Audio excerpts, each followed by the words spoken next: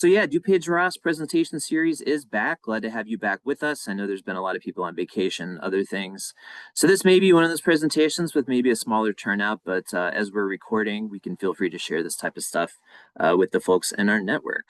If you would like, you can go ahead and put your name and contact info into the chat. We can take attendance that way, but it also helps us in kind of networking offline. So yeah, glad everybody's here with us. I had some flyers and stuff to share, but of course, like I said, I had tech issues like at 9:58, so I had to restart.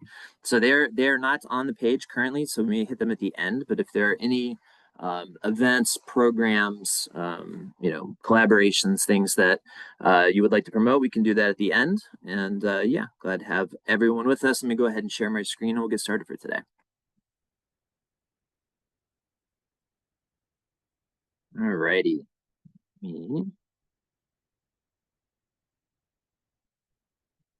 Slideshow. All right, now show of hands, digital hands, obviously. How many people here have heard of Kava prior to today? Okay, maybe one or two.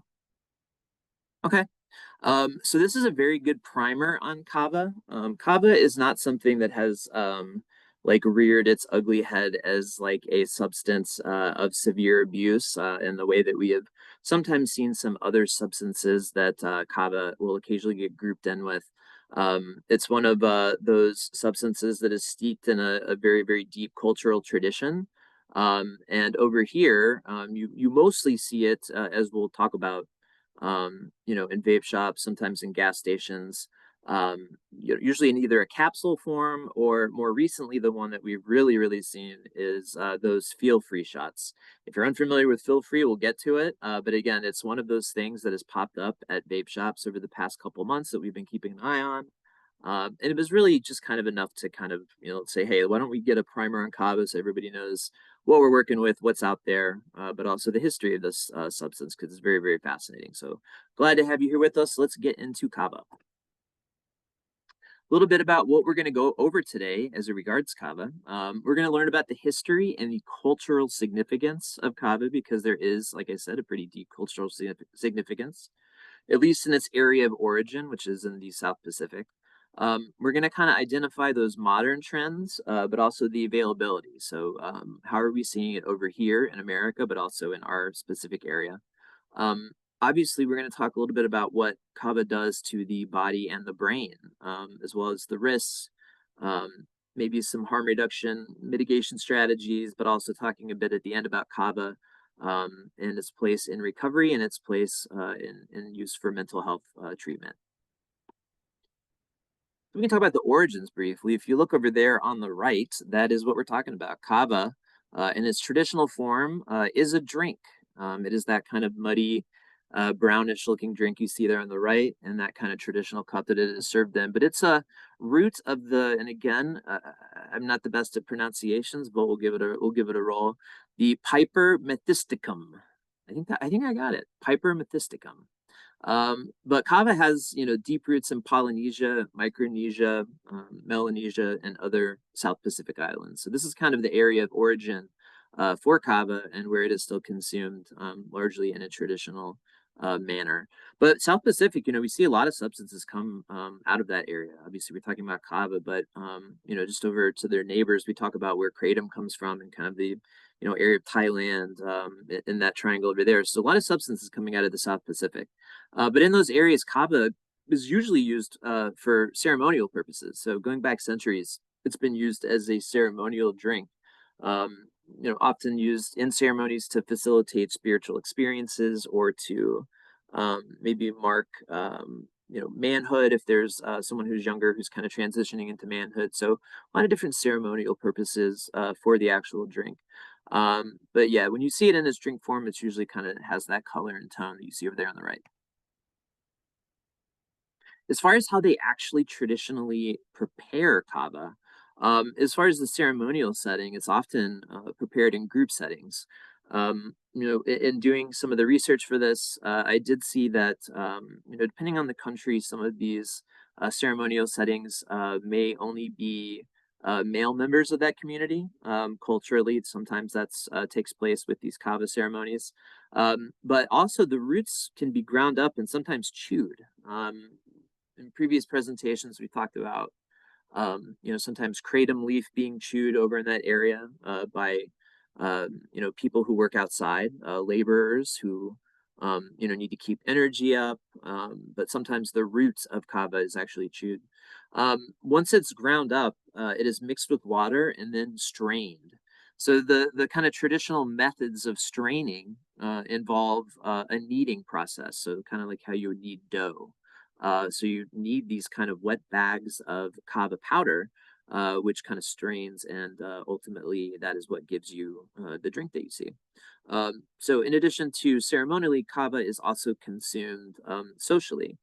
So in a lot of places in the South Pacific, they may consume kava maybe in place of alcohol or something like that. And we'll talk about why alcohol, for some folks who consume kava, is like they swap alcohol for kava. Maybe they have some chronic alcoholism issues.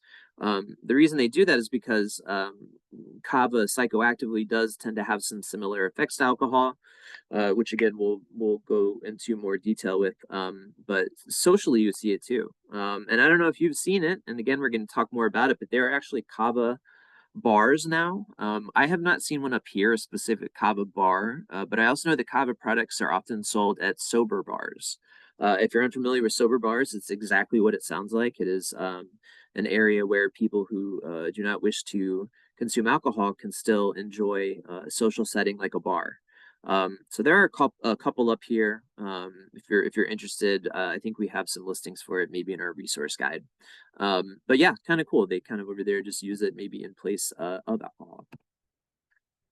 A lot of cultural importance to kava to the South Pacific Islanders. Ultimately, it's more than just a drink to them, in the same way that maybe some of these other substances you see in tribal settings. Um, uh, it's more than just a drink, right? It's something that's of cultural significance to that community. It's a sign of respect when they're preparing it through these ceremonies, but also of unity. It's something that kind of brings together the community through these ceremonies, used to mark important events and celebrations. But it also has a very spiritual and also political significance over there. I'm not going to touch too much on the political significance. There's information out there if you're interested. There usually is political significance with substances. I like to again point out kratom, which was I think it was in Thailand, banned. Being able to grow kratom, which is kind of crazy. That's its natural area and habitat, but people still grow it in their backyards there. But yeah, always political when it comes to substances and regulating things. Let's talk about the spirituality piece, though. As I mentioned at the beginning, sometimes kava, and I would not say that I would necessarily group kava in with some of the heavier substances that are used to facilitate spiritual experiences through psychedelia. So it's not going to be obviously as heavy as something like ayahuasca, not even in the same ballpark. However, it is still used in rituals and is considered a sacred plant. So it is used to communicate with the ancestral spirits. Kava has a very, very calming, meditative effect, and those effects are really what believed to help facilitate these spiritual states. You're more receptive, and some users kind of report having this sense of kind of acute mental clarity in a sense they maybe didn't have prior to consuming kava. In some traditions, it's believed to have even divine origins. If you go to the Tongans, the Tongan myth, says that kava was given to us following human sacrifices. It is often presented kind of like as an offering to the deities or spirits as a sign of respect. If you've ever been in a home where maybe people are practicing spirituality or religious practices where they have shrines in their homes, oftentimes kava is offered at those shrines as a gift to the gods in the area as a sign of respect to them. But those rituals, they emphasize purity and spiritual cleansing. Ritual is a really important word with some of these preparations because there is a lot of respect behind those traditions and behind those rituals, and they're sometimes every bit as important as the actual consumption of the substance. So a lot of respect given to some of these rituals and the offering up of them. See those capsules? That is kind of one way that we have seen kava in modern times. We'll again go over some of the other forms of it, but you can see it in a capsule form. You don't see it everywhere in a capsule form, but you can see this in health food stores. I saw it the other day in a grocery store. So it's kind of like making its way into retail stores. Now these are um, uh, versions or types of kava that are maybe not as intense. Sometimes when it gets down to the capsule form, there's some additives and things put into it where you're not getting maybe the full effect. But this is the reason why they sell capsules sometimes in stores, OTC, and in health food stores. But Kava's really, really spread globally. It is over the past few years kind of had this increased popularity. And I kind of talked about one of the reasons why, which is for some people, they kind of view Kava as an alcohol replacement. And again, that's more than just the substance of what Kava does, compared to alcohol, but also just the social settings, being able to go and consume something that is psychoactive, but not to the same degree or maybe the same level of alcohol. Commercial products like those powders or capsules, and even prepared drinks are now widely available. The form that I see them most in now is those prepared drinks. Any number of different types of shots you can find, extracts, you name it. I have to give a certain amount of credit to like the I don't even know what I would call it, like vape shop substance industry. Because as soon as these substances, it seems, gets over to North America, we immediately start extracting it and we immediately start making like distillations to where it's like extra, extra strong. I don't think that's unique to the US, but it's kind of funny. As soon as we get it, we're like, we need to make this doubly strong. But it's also available online in a supplement form. That's the other way that I sometimes see kava, which is promoted as a health supplement, um, sold as a sleep aid. I have tried it in a capsule form years and years ago when I was dealing with sleep issues, when I was attempting to find sobriety and early recovery. I wasn't sure how much it helped. I don't know if it was maybe placebo effect, but it is sold as a sleep aid occasionally. The kava bars, though, is really kind of what's fascinating to me. And you can go on YouTube and other places and find videos of news stories from sober bars as they open up. But I think that's like a really cool alternative. Again, I'd like to stress the importance of community. I forget which TED talk it was, if it was Jonah Hari or someone else, but they talk about the importance of community in early recovery. Separating folks from their substance is kind of just like the first step. But can we connect them to some kind of sense of community? And when people leave maybe the environment of a treatment center or sober living home and they're kind of back out on their own, people seek socialization, people seek community. People who don't want to drink alcohol seek community in the same way. And sometimes people don't want to go sit at a bar and attempt not to drink alcohol. So there are options, which is kind of cool. I know there's one up in, I want to say it's McHenry. I think it's the other side. I don't think that's a sober bar though, but they have it connected to something on site there. But just look it up. A lot of cool stuff and options for folks who are looking for that alternative. Take a look at those roots. This is the kava root in its pure form. This is the stuff that is eventually ground down into powder form and kneaded into a liquid. Kind of gnarly. You can kind of see how deep and kind of gnarly some of these root systems are at its base form. Again, a lot of forms of kava. The capsules and extracts seem to be kind of the most popular when you go to vape shops. Possible from folks who are seeking maybe that kind of higher psychoactive doses that maybe they aren't going to get from a traditional kava preparation, or maybe if they're going to a sober bar, just having a drink with kava in it. When I go into vape shops, those of you who have attended these presentations before know I like to talk to the vape shop proprietors, because it's fascinating to me to see like what's selling, like what the popular stuff is. And I've told this before. I think last year it was nitrous oxide. There was a craze of nitrous oxide. And then that kind of died down. And then you saw 7.0 start to take off. And 7.0 is still, it is still in the ascendancy, sadly. We did a presentation on it a couple months ago if you're interested. But I've also asked about Kava, specifically the feel free, which we're going to hit at the end here. But a couple of vape shops are like, we can't keep them in stock. So this is a product that is very, very popular in that shot form. But as we'll see, it is not specifically just Kava that are in some of those shots. There are forms that are specifically just Kava, foam feel free, but the really, really popular version also has kratom and other things in it. So it's not just Kava. That traditional drink form can be purchased from a number of boutique retailers and online.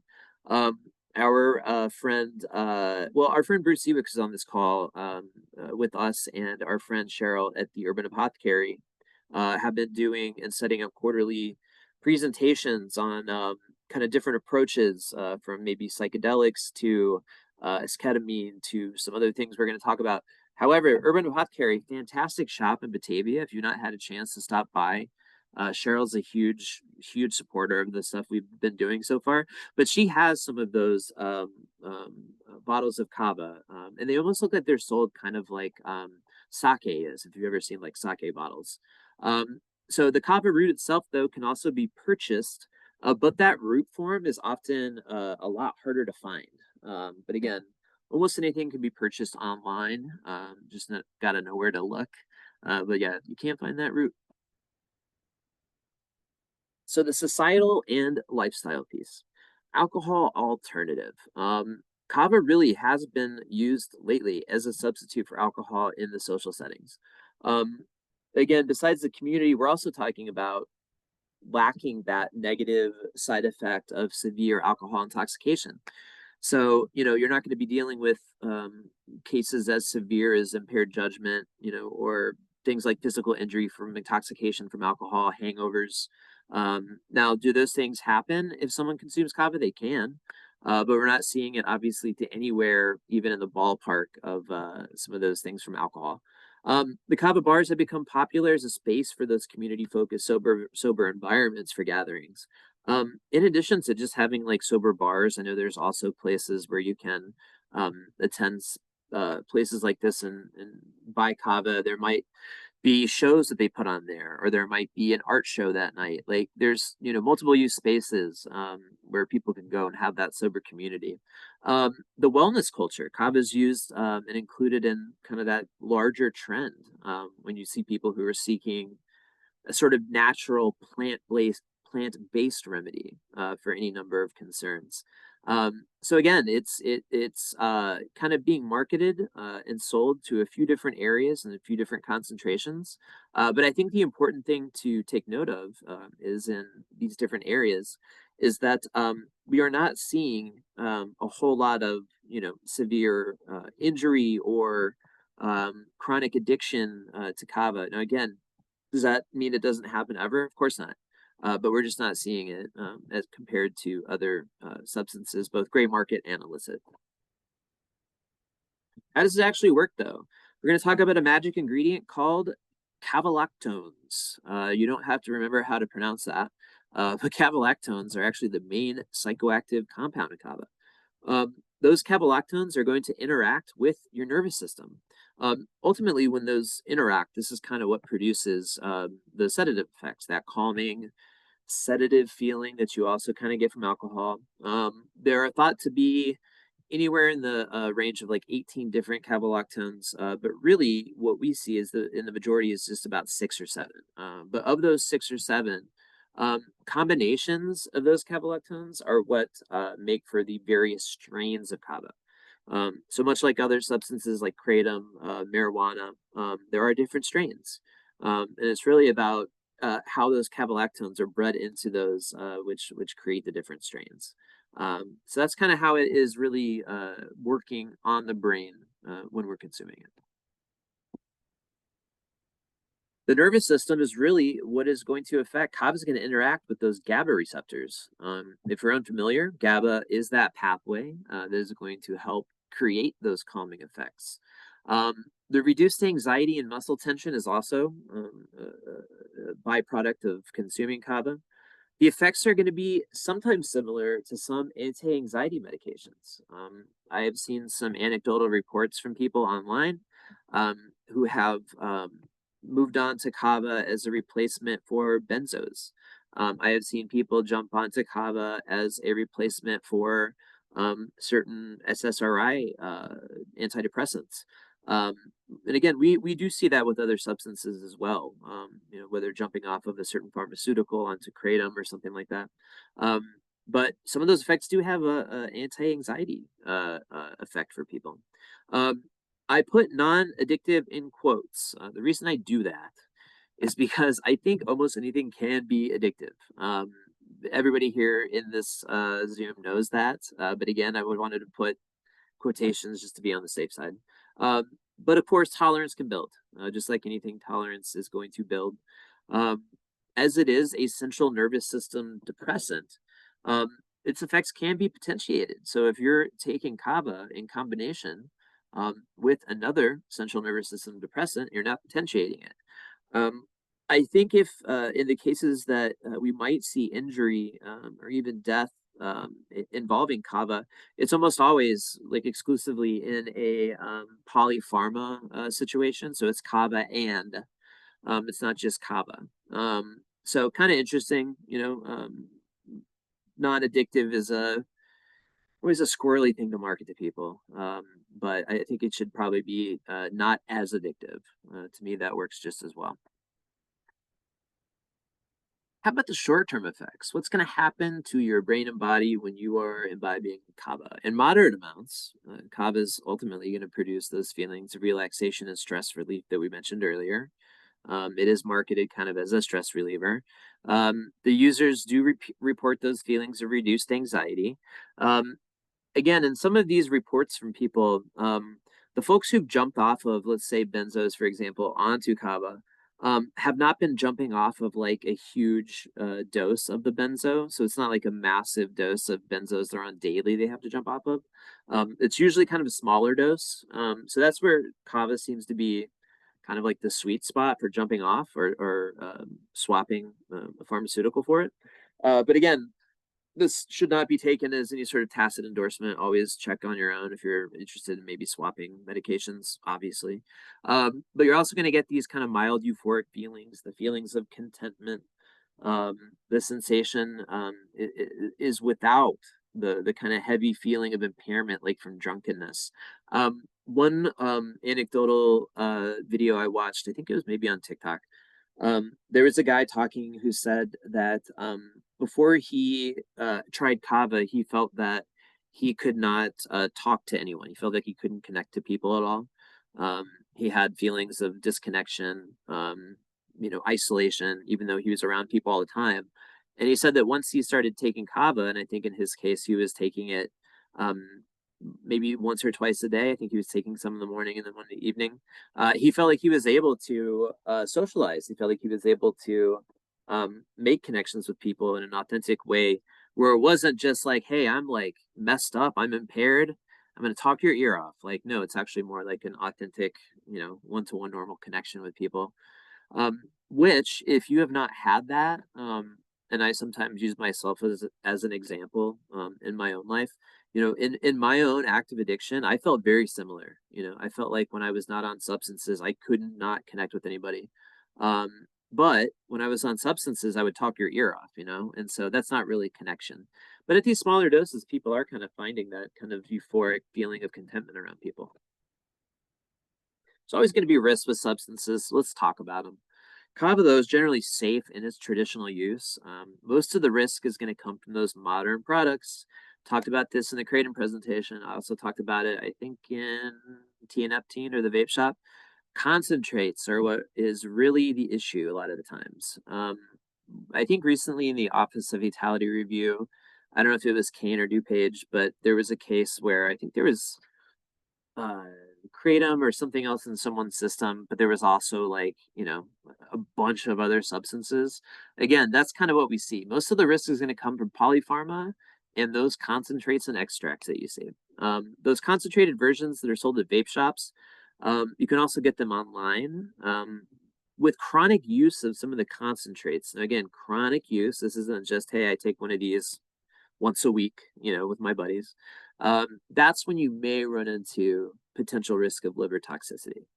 Um, the main side effects, though, is like you're going to be drowsy. You're going to have some motor impairment, possible interactions with some medications, which there isn't a ton, but we'll talk about those here in a second. So again, kind of similar sounding effects to alcohol, but without anywhere near the level of impairment. The liver health concerns, though, that this is what kind of I've been reading in a lot of the studies on Kava. There have been reports of liver toxicity in some of those users. The risks are considerably higher, and they were higher with the users who were using concentrated extracts. Um, Cases of liver injury have led to regulation of Kava in some countries. This is over on the right. You'll see sometimes like the dropper versions of Kava. Sometimes these are extracts. The vape shop ones, though, which we'll talk about when we get into feel free, are the ones that have really kind of been problematic. These types of drops, like the guy drops, not as much unless they're being misused. But that liver injury has really been the main kind of physical symptom we've seen. The interactions, though, Kava can interact with certain medications. We always consult doctors, right? If taking medications to be on the safe side.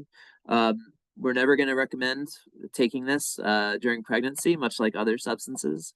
And also to be cautious of the mixing. Again, this is going to increase risk of the intoxication and liver damage if you're also taking alcohol with the Kava, because now it's like you're doubling up on that central nervous system depressant. Again, benzos, you're going to get extreme sedation. Opioids, you're going to get respiratory depression. But even things like anesthetics, you're going to prolong effects of anesthesia. You're going to increase drowsiness from antihistamine. Sometimes people don't even know about antihistamines. If you've ever taken Benadryl, you've taken an antihistamine.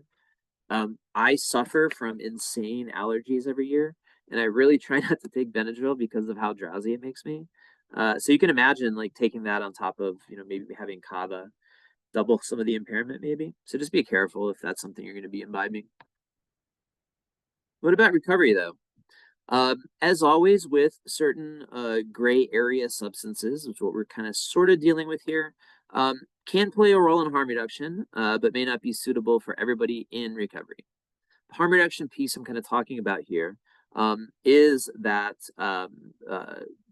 when people are using it as a change from something that was more problematic or more unmanageable for them. So those folks who are maybe taking previously maybe dealt with alcohol use and are now on Kava. But also, the careful consideration really needs to be taken anytime someone in recovery is thinking about taking a substance. For those of us in recovery who have and have dealt with chronic addiction, just taking one of a substance can be troubling. So if somebody is in recovery, we always want to make sure they're really thinking about it before they ever touch any of this gray area stuff.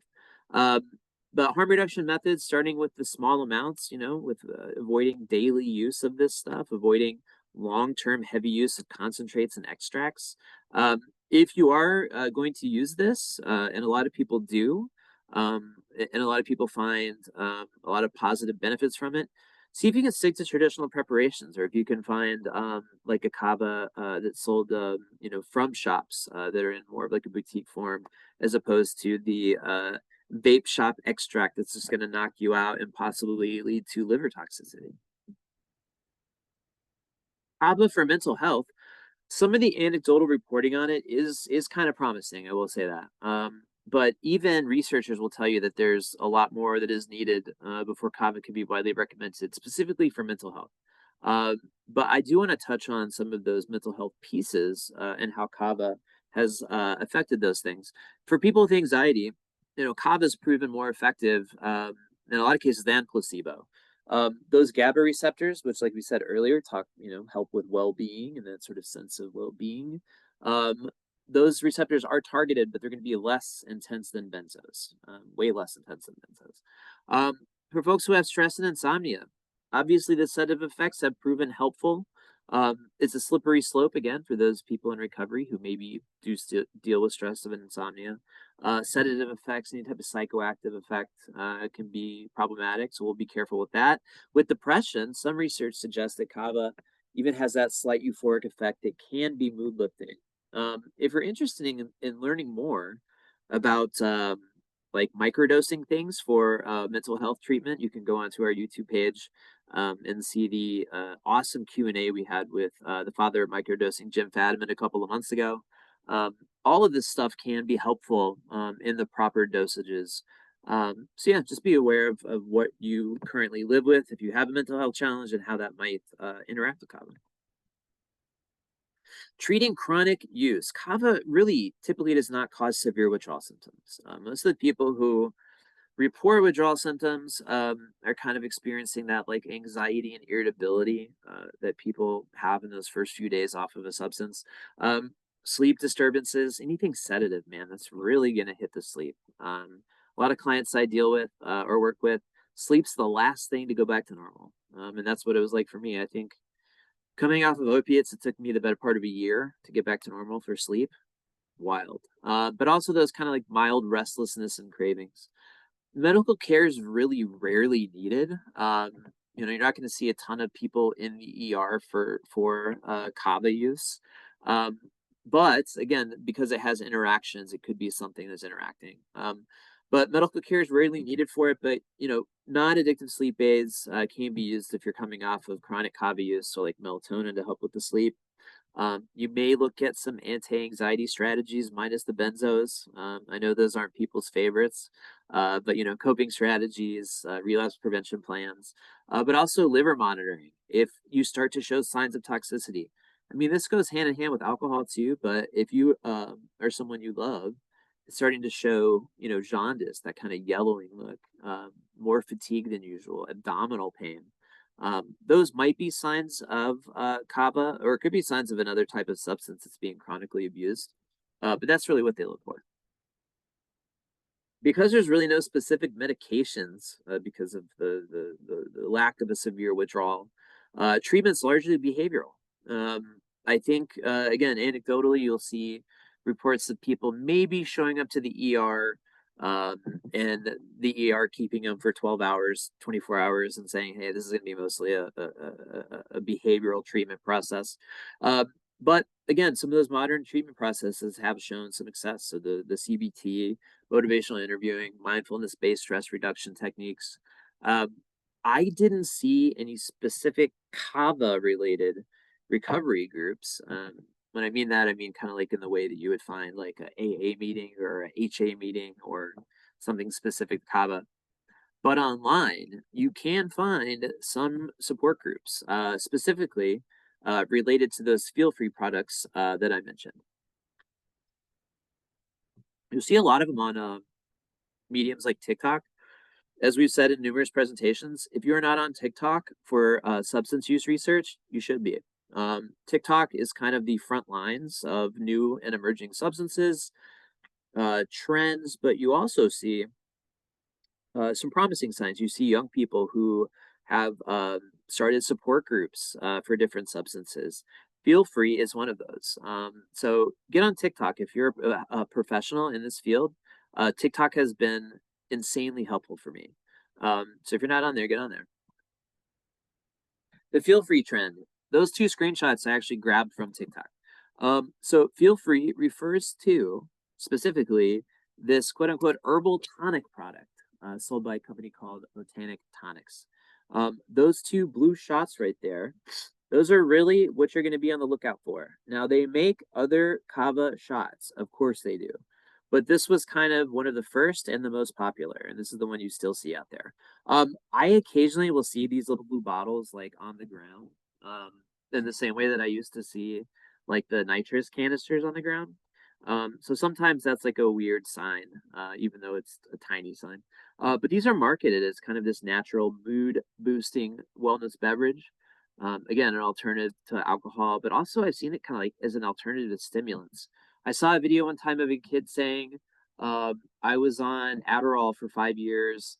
I hated the way it made me feel. I started taking Feel Free and I don't take Adderall anymore. That type of stuff is insane, and I would like stay away from taking advice like that online, but you do see it.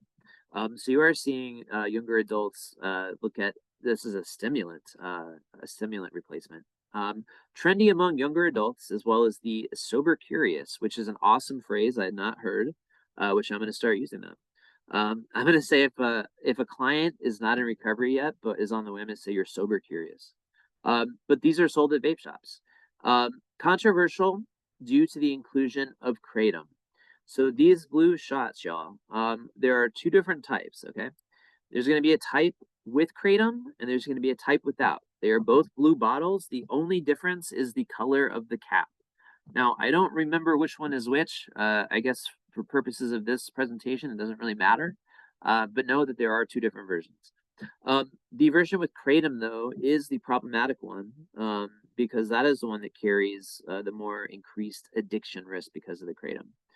And I'm using kratom again kind of loosely, and I need to do some more specific chemical research into it, but I'm seeing that the kratom alkaloid or whatever it is that is in Feel Free is the same one that is in 7.0, which to me, I don't know if this is like a way of backdooring 7.0 into Feel Free and we just didn't know. But I need to do some more research into that, so don't take that as gospel just yet. But I'll follow up with everybody. But again, online communities of these users, they have these little communities that sprung up. Reddit had a quitting Feel Free community that has thousands of members. And again, the TikTok, hundreds and hundreds of videos on Feel Free. Sometimes it's like proponents and it's people who are advocating for it. And sometimes it's people who are like, this stuff is the devil. Don't ever take it.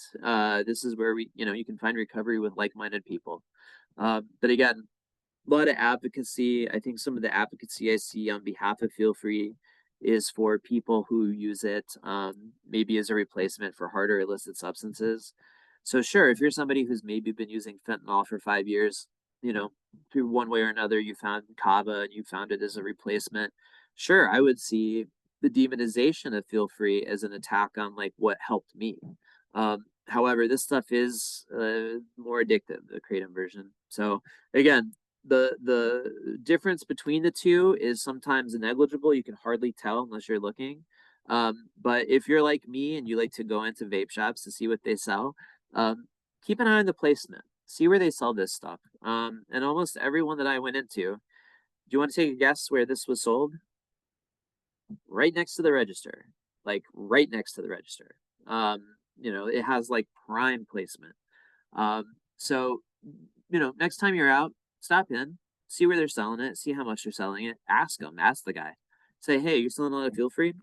See if it backs up what I've been told, which is yes, we are selling a metric ton of it, is what I found when talking to these people. So that's kind of all I got. Kava again is not one of these substances where alarm bells are ringing. In fact, it's kind of the opposite. Kava largely, is a traditional substance, one that does not have the degree of impairment that similar substances are going to give you. So while I'll never, as an organization, say like, hey, this is a safer alternative, that's what it's being touted as. So you may see that if you're working with clients who, are curious about Kava. That's kind of what's out there. But again, I suggest everyone kind of do a little bit of your own research, see what's out there.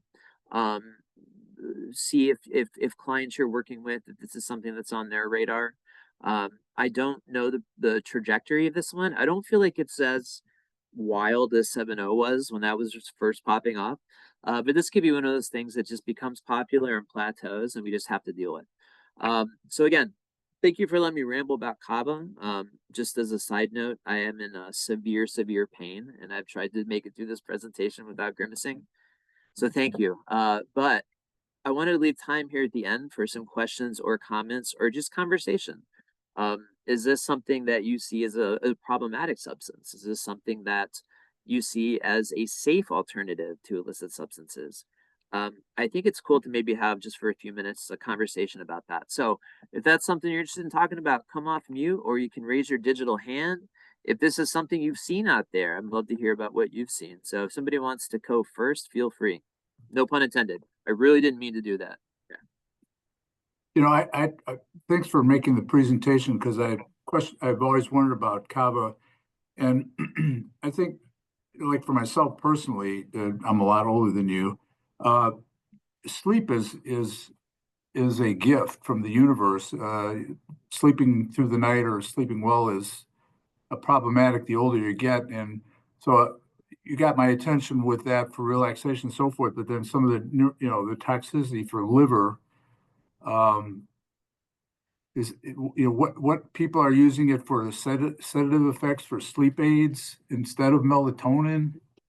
So what I have seen and what I kind of when I was asking the vape shop owners, like I also ask like what who buys this? Like is it older people? Is it younger people?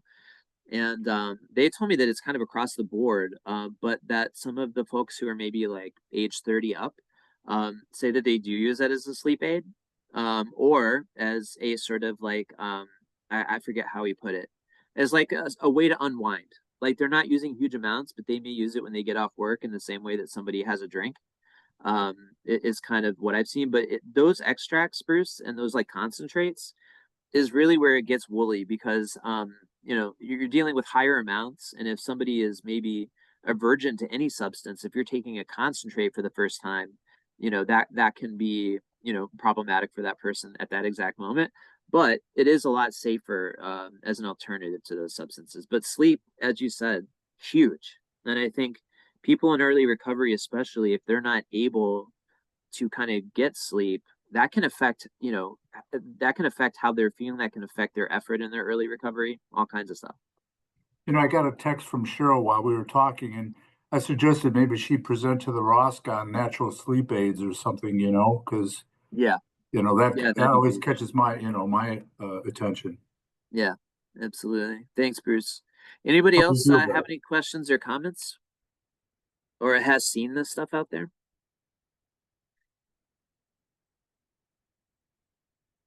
Or if you've taken it yourself and you want to report back. If I was just completely wrong on the effects of Kava, you can tell me.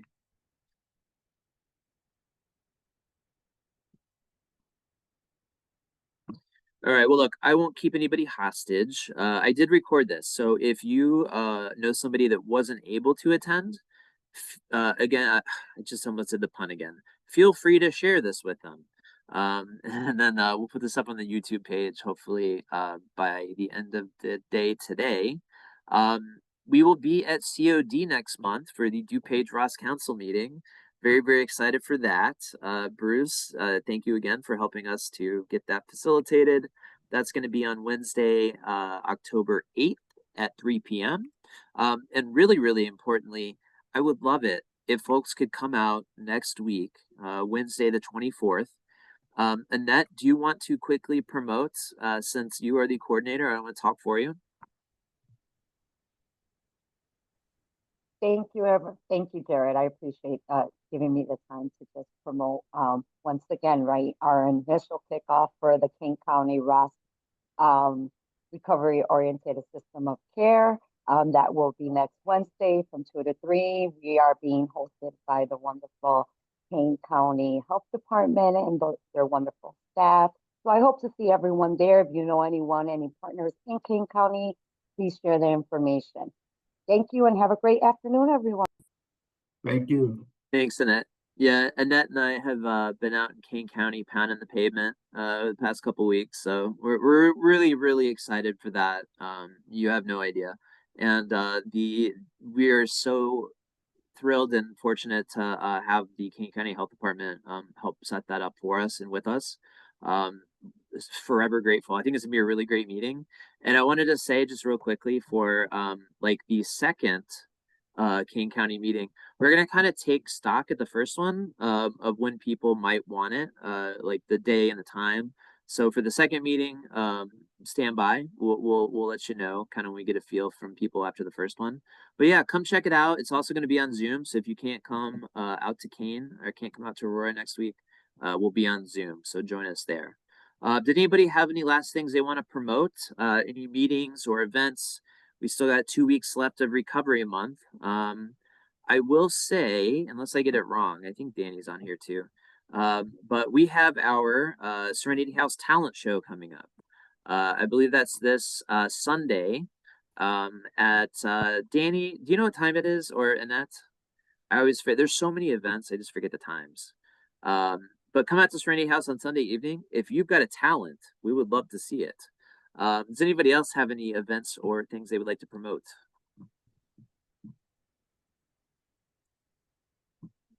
Going once, going twice. All right, Sean. Hey, listen, thank you again for coming. Again, Kava, one of those things that isn't something that should be like jumping off on your radar, but just keep an eye on it as the feel free stuff becomes more popular. And again, if you need any other presentations, they are all on our YouTube page. Feel free to share, and we'll see you at the next one. Thanks, everybody. Take care, Jared. Feel better. Thank you.